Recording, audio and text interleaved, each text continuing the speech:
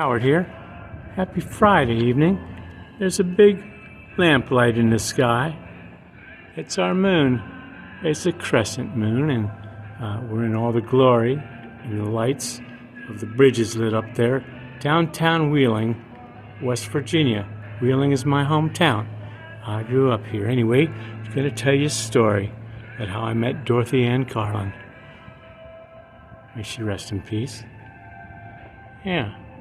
My cousin Steve and I were just kind of running around Westwood, a very lively, eclectic section of Los Angeles in the early 1980s.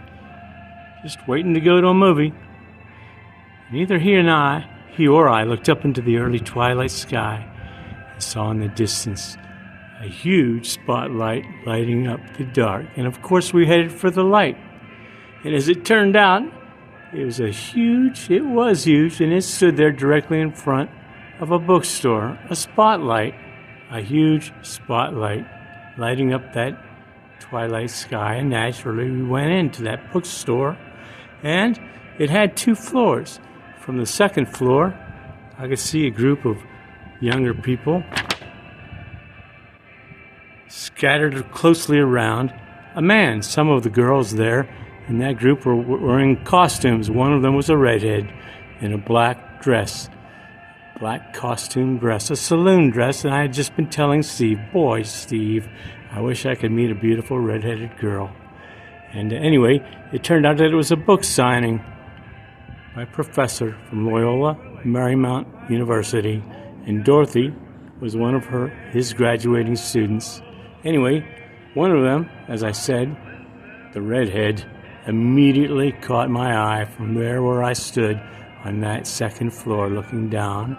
And I don't know exactly why, but I looked down there at her, and she looked directly back at me, and I made a funny face.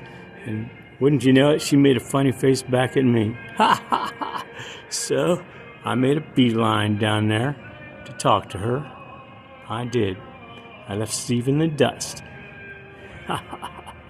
Anyway, and we started a conversation in a most foolish manner. Dorothy Ann Carlin. That's how I met the girl. Anyway, may she rest in peace somewhere up there with that moon.